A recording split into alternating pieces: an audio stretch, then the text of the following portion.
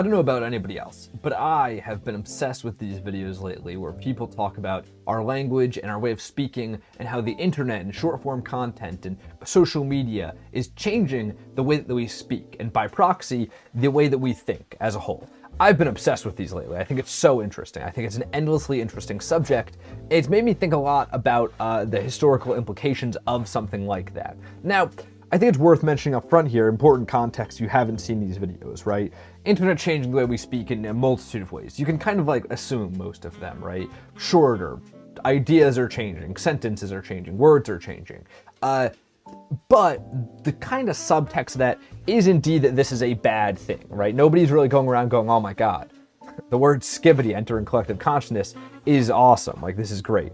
That's kind of what I want to talk about here today, right? Because I am familiar with the idea, and this isn't going to be a historical analysis by any means, that when like the printing press came out, the way we talked, the way we communicated started changing, the way we exchanged ideas. And I mean, if you're anybody that's familiar with philosophy or like literature by basically any capacity, you're going to know a good amount about this too, because a lot of literature and like literary movements are very subject to the medium, the time. Think of it like this. The reason we think of 80s music as being very like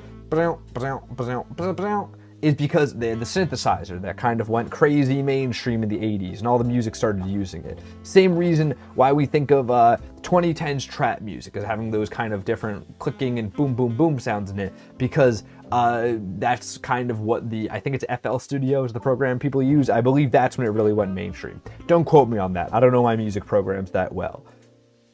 The point is, everything in terms of how we create, how we make things with our mind, if we were gonna put it in simplest terms, is subject to the world around us, what we're consuming.